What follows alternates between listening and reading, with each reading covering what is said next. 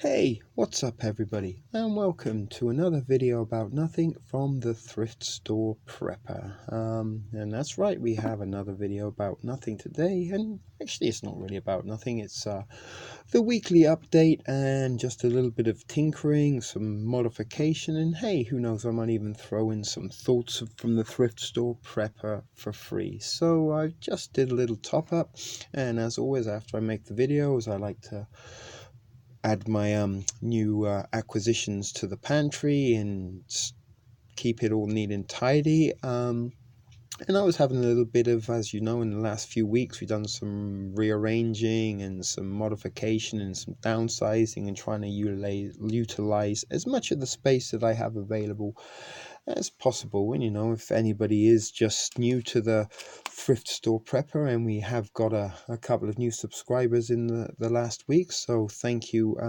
as always, for your support and for watching the videos and even commenting on them. That goes a long way, and certainly gives me something to work with, and certainly gives me a target audience, I guess, or an audience to target content towards. So I am appreciating all the feedback and certainly all the views. And you know, in the early days we kind of were a little bit hidden hope and not really thinking too much about what we're doing, or what I was doing rather, and you know, kind of a little bit gung-ho. And over the last kind of month, I guess I've streamlined things, put a little bit of thought, and come up with what I'm calling the Sensi top-ups, or the Sensi unbaggings, in which we only purchase items which are kind of sensible and specific for my own needs. Now this is kind of where we are getting to in this the point of this video about nothing, that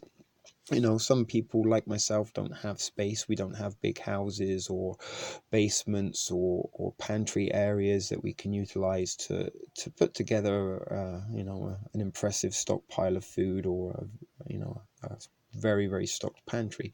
And I'm using a very compact little, I guess, filing cabinet as my portable micro pantry. And you know, reason being, I'm somebody who has for the last few years lived mostly in room rentals or extremely small accommodation with not much space to utilize. And that kind of eliminates me from being able to put together a prepper pantry or a basement or such forth like this. But you know, it still doesn't hurt to be prepped. And how do you prep if you don't have much space? And that's kind of what the thrift store prepper has been a little bit about: how to prep without space and how to prep on a low budget. And you know, most of our stuff is coming from the Dollarama or from the No Thrills, and certainly most of our items cost less than $3. Maybe one or two items over the course of this project have cost a little more, but mostly, you know, we try to target things that are inexpensive, fail safe, and multi-purpose. So while I was tinkering around and putting some stuff around, I had a little bit of a mishap in which one of my giant mylar bags broke. I don't know if you can see this. I'm going to remove it there, and the seal come apart. So I'm going to have to rebag stuff, and I already have begun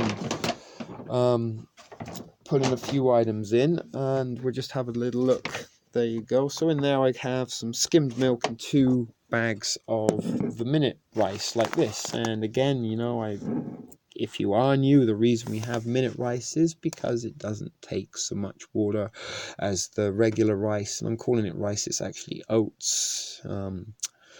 Please forgive me. As I said, I don't often know what I'm talking about or what I'm doing, but somehow this makes sense and is coming together in some shape or form. But we have minute oats, and unlike the regular oats, they don't take as much water. In fact, you only have to rehydrate these rather than cook them. So I've got 3 bags of those, which is coming in at 900 grams. That's just under 3 kilos of oatmeal. And I have powdered skimmed milk, which will make me 5 liters of skimmed milk, which I plan to add to my oatmeal. And something else I'm going to add to my oatmeal is raisins. And I've had these lying around, and almost from the day one, to be honest with you. These are some of the early items and things that we started putting in, and along with my trail mix that I don't seem to be able to keep for longer than a week. I've managed to keep some raisins. So these are things that I'm going to pop in with my oatmeal that we can add a scoopful here and a scoopful there, along with our powdered milk, to just give it a little bit of extra nutrients and vitamins and whatever else comes with it. The other item I'm going to be keeping and putting back in is couscous, and again, this is another kind of item that doesn't really take much water to cook. In fact, you only need the same amount of water as this amount of couscous. So 1 cup of couscous, 1 cup of water, and all you really have to do is either bring it to the boil or add boiling water, and this will hydrate. I'm not sure if you used hot water from the tap, if it would cook it sufficiently, but it's like a pasta, and unlike pasta, it doesn't take as much water to cook. And we've got 4 pounds of here, 2 2-pound bags. It makes 4 pounds, and this is stuff we're going to keep in our mylar bag, along with the oatmeal and other kind of items that we're going to have to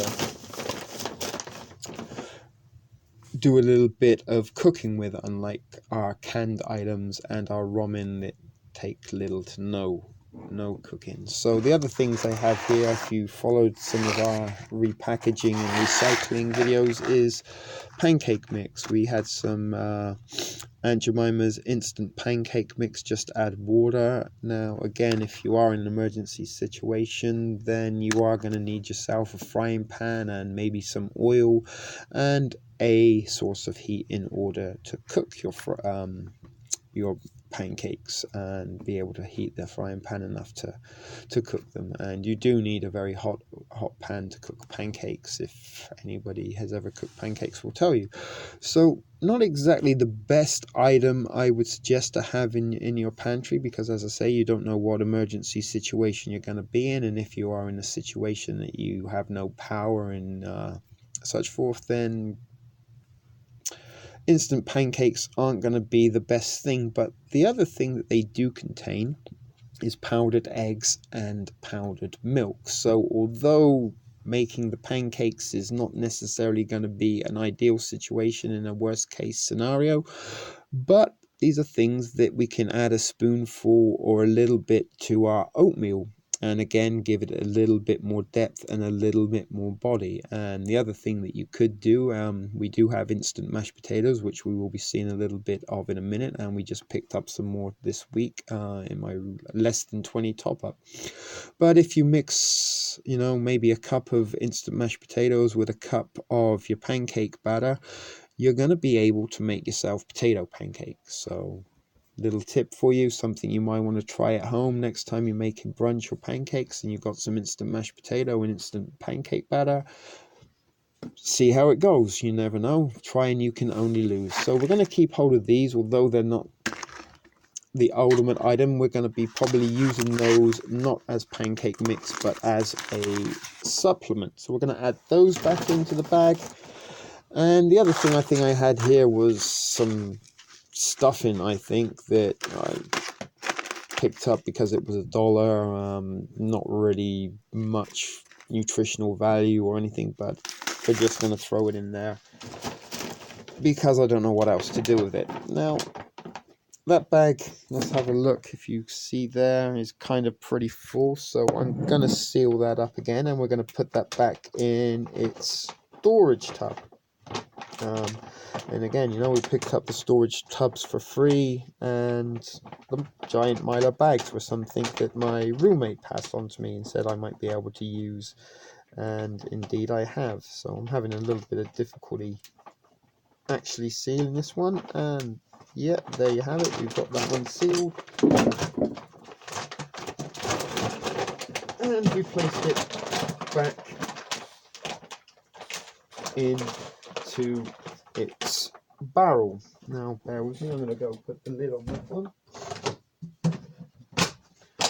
Now that's something that I'm gonna be as I said before, and I'm maybe repeating myself, is this kind of tub is something I'm going to be forgetting about, and that's going to be on the back burner, is stuff, you know, that we can pull out in a really extreme situation if need to, or we can utilize as and when we need it. But for the most part, that's stuff that's going to take a little bit of cooking, or certainly more cooking than the canned items and our favorite friend, the ramen noodle. So what I'm going to also be doing is removing some items from my pantry, and I'm going to be placing these into daily, everyday use, and I'm going to probably put these with my roommate's pantry, and letting him have a few of these items for free, because these are things that I'm actually removing from my pantry, because these are things that are going to take quite a lot of cooking,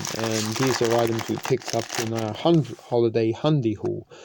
And we have some barley here, and again, this is something that you have to cook and soak for, if you look there, 35 to 45 minutes, and that's if you have you know, a fully working kitchen and you're not in a doomsday situation. So you can only imagine that if you were trying to heat this up on just a campfire or wood fire that you were burning outside, it's going to take longer than the 30 to 45 minutes. And the same thing with these. This is some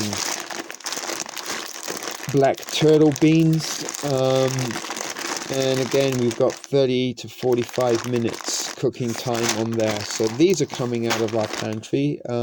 Something I may or may not do is actually try and cook up the rice and cook up the beans and see if we can either can it or portion up and freeze it. But there's no rush to do that. But, you know, as you say, these things are what most preppers, or most advice will give to preppers, is go out and get yourself your dried beans, your barley and stuff. And other things would be suggested would be pasta. And again, you know, this is a pasta. I don't know if we have a cooking time on here, but pasta is going to take quite some time to cook. I'm just trying to read as I'm speaking here, and it says you're going to need 4 liters of water in order to cook this one bag. Actually, you're going to need, what does it say? Excuse me, I'm just working this out. So 4 liters of water for 450 grams. So this is a 900 bag. So you're going to need 8 liters of water to cook this whole bag, and then you're going to have to be able to bring it up to the boil. So again, bringing 8 liters of water to a boil on just a wood stove is going to be quite a hardship. So this is something that we're going to take out of our pantry, because again, it's kind of like a full sense of security. You feel you have food, but in an emergency situation, when you come to cook it, it's not exactly going to be ideal if you don't have the ways and means. If you do have the ways and means, perfect. You don't need to really be worrying or following this advice. And the other item we are going to be removing is this bag of rice. And, you know, it's a shame, because for $2.50 you're getting nearly 2 kilos, or just over 1.5 kilos of rice. And again, this is something that's going to take you quite a lot of time to cook. So if you know, cooking it in a microwave or even on the stove top, it's going to give you, you know, 10-20 minutes at least cooking time, and that's with a fully functioning kitchen. So again, if you're not having a fully functioning kitchen, this is things that aren't really going to be of much use to you in an emergency. So there you go, there's some items we're taking out, and if you are playing along with the thrift store prepper drinking game, there you go for you to have a shot. So we're going to leave those for the moment, and I'm going to take you over to the pantry, and there you can see the one that we've just sealed up, and there's a little bit of spillage on the carpet. I'm going to have to do some vacuuming after this. And I'm going to have a little look at what we've got in here. So I did have this tub on top which had, I think, my 12,000 calorie MRE in it, which has really been pillaged by myself and eaten over the months, and isn't 12,000 calories at all now. But I did have a couple of teriyakis left, and what I have in here is, in the gold packages, I've downsized the recent edition instant mashed potatoes and put those into some of our leftover weed baggies, the Mylar bags there. So each gold bag contains 2 sachets of instant mashed potatoes, and I think there's 4 of them in there. And you can see the instant soup mix on top there, which is another thing that we repackaged and downsized some time ago. And I actually did, if you can tell, I put it in a gold bag when I initially did it, but I've repackaged it into a clear one so that we can see what's inside. And I've repackaged the mashed potatoes that was in the clear one into a gold one, so that kind of keeps it a little bit uniformed. I know that in the gold packets there's going to be instant mashed potato, and I can see straight from the outside there that that's going to be my soup base. Other things I got in there are some Slim Jims, some pepperoni sticks, and the other stuff that I have utilized and repackaged in my collection of recycled weed bags, and stuff like sugar and wet wipes and stuff. So that's kind of a little handy tub that's going on. I've got, quite a bit of mashed potato in there, and salt, seasonings and things like that. And we've got a couple of packets of beef jerky and Slim Jims and stuff to be added to meals and in when we need it. So that's not a bad little tub. And again, we're about utilizing space, so bear with me 1 second.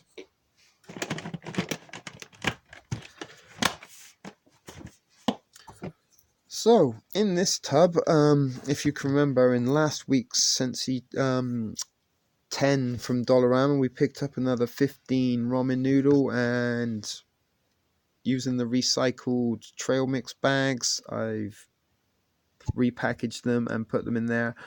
And I sacrificed the Mylar bag because they were actually having difficulties fitting into the tub whilst in the larger Mylar bags. So I've taken them all out. They are in their own bags and they are sealed in this tub. And there's our ramen stockpile. So I should have probably took them out and counted them just to gauge, but there was 3 ramens in each packet, and I think there's about maybe 45 or 50 going on. So we're going to put one there, and we're going to put the other one on top. Actually, you know what we are going to do? We'll change that around. Put the ramens. Oh dear, we're having all sorts of problems. And this is a rough, ready, unedited video, so you should come to know these things from the thrift store prepper by now. And you were looking at my Darth Vader there, so excuse me. You can see this tub on top, which is a little bit empty at the minute, and we've got all the kind of snacks that were in there have been eaten and elsewhere, been put elsewhere since then. And I'm probably going to try and do something with this because that looks a little bit untidy. There's just some food containers, some vinegar, a brown bag, and some cutlery, and my little foldable water containers. And the other thing I put in top is my collection of Ziplocs and Mylars. So that's all what's going on in there. What we do have from repackaging the ramen is another empty drawer on top there with 2 ramen for emergencies that I can use as and when I need them in my daily routine, and not necessarily have to delve into my emergency ramens.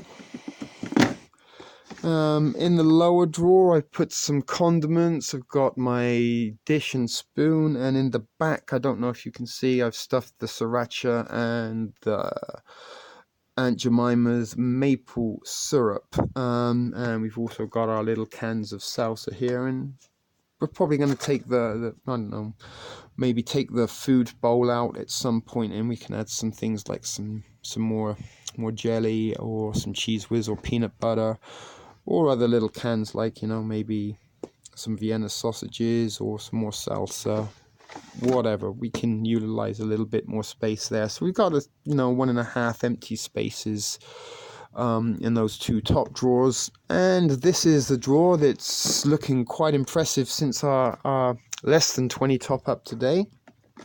So I filled up an entire side there with the beans that we picked up, and remember that was 2 cans of beans for $1, so $5 is filled half of this.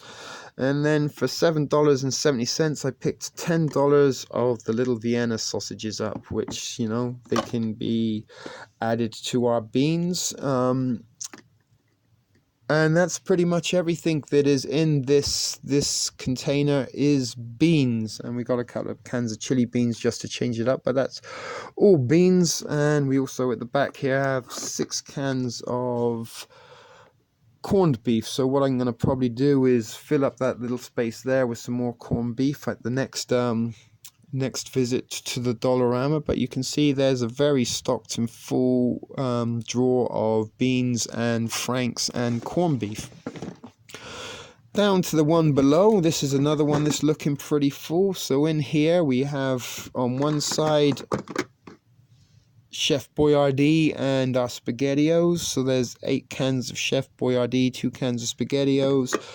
We got 6 cooked hams going on top there. We got some Frank's Red Hot, couple of jars of peanut butter rather, and I think that's 6 cans of whole potatoes. So again, when we were talking about our Sensium bagging, the potatoes, they certainly contribute to a lot of our nutrients and daily nutritional requirements. So down to the bottom drawer, again I had a little bit of a rearranging. This is all again pretty much beans and lunch meat, and you've seen it before, you can see it again, there you are.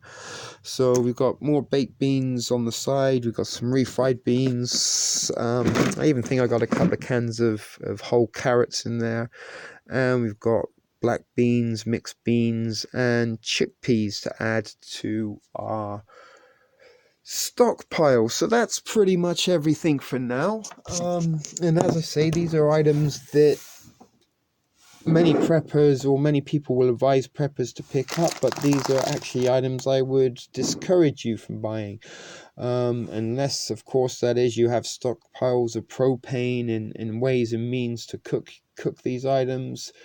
They're great, but most folks and most everyday people, I would avoid any of these kind of things if you can, and stick with canned items because they are fail safe. They do have a pretty decent shelf life, and not everyone is a cook. You don't have to be able to cook with canned items. And other things I highlighted before was they do have their own cooking container. You can cook them in the can. More often than not, they come in water.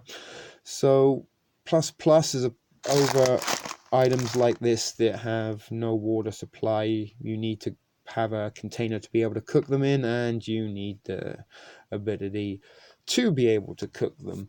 So we're looking at since we started this at the beginning of December or mid-December, I think was when we first launched the Thrift Store Prepper, and I was a little bit green and a little bit new to this myself, and going on advice and things that I had seen from other channels and the other preppers. I followed a little bit of that on advice or instructions, and picked up items like this. But when I step back in the last week or so, I've kind of been rewatching the videos and kind of taking a different look at this, at how rather than just going out and buying bunches of stuff and throwing it into the pantry just to fit it up, let's actually pay a little bit of attention to what we're putting into the pantry and if it is actually going to be of use to us. So as we've highlighted, these items do require lots of water and cooking time, so they're not really things that are going to be of use to me.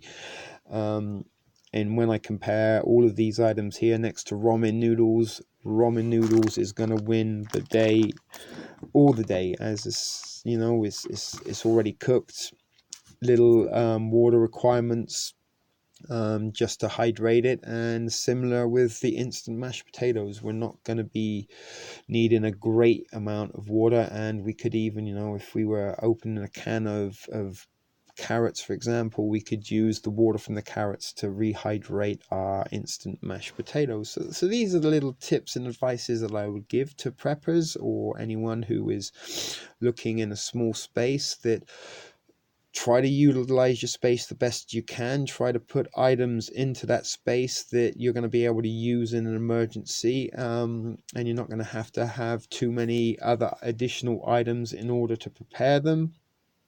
And be sure to check out your local dollar stores and your local no frills for bargains and cheap things. And what you like. Select things that are going to be most purposeful to you, as opposed to just things that you've seen other YouTubers suggest that you get and buy. And the other thing that many people will say, that you need mylar bags and you need tubs to store your dried products in, and this all is going to be mounting up to additional cost to you. And part of the reason I kind of try to keep things as cheap as possible, because if we are building this emergency food supply, then we kind of don't really want to have to use it. We don't want the emergency to come around where we're going to need to rely on our emergency food source to survive. We may have a more mundane scenario where we might be out of work or personal injury, or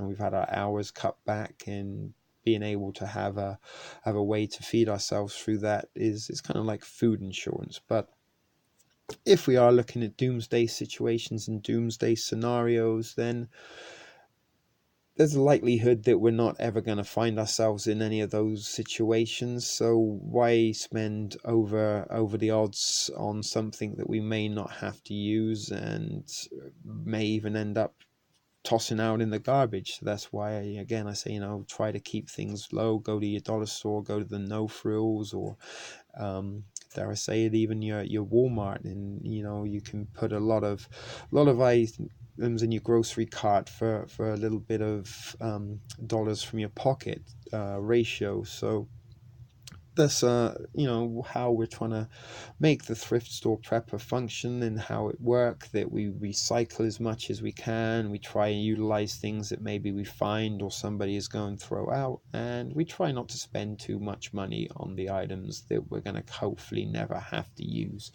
In just $20 here, $20 there, you've seen how we've built up in a very short amount of time a pretty decent stockpile of food. Excuse me, my goodness, I don't know what's going on with my brain and speech patterns today, but please forgive me. And I lost a little bit of my train of thought there in that foobar situation. If I can maybe retrace my thoughts, I might come back on track, and no, I'm not. So we started with nothing. We've put together just top ups here and there each and every week. It takes a little bit of discipline, and not necessarily a great deal of time out of your daily routine, especially if you have places like the Dollarama on your way to work, or in your daily routine you pass one. It doesn't hurt to stop in now and then and spend either $10 or $20 as and when you need it. And from just today's haul, you see how much food I picked up for $10 in the Dollarama, and how much I got for less than $8 in the no frills. And week by week this mounts up and certainly adds to the pantry.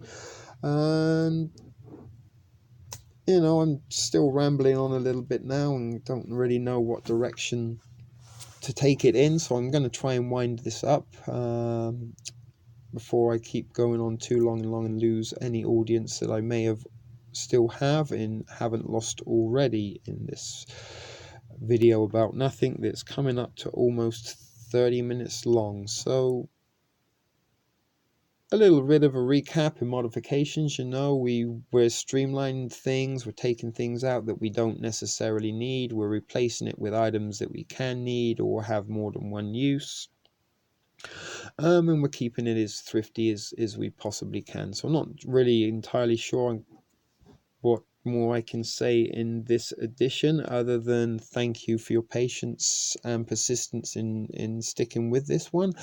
It is a longer video than normal. Thank you for subscribing and continuing to watch. Thank you for your comments. If you are someone who comments, please continue to do so. It really does help me and certainly boosts my confidence, no doubt. And I think in the last couple of weeks I was a little bit close to calling this a day on this little project. I think this is probably a waste of time and not something that I should continue. But since then, I've had lots of positive feedback, lots of encouragement, and dare I say, we are building a little bit of an audience and maybe a very, very small thrift store prepper community. So that being said, this has been a shit video production for the Thrift Store Prepper, and we will catch you next time, so take it easy.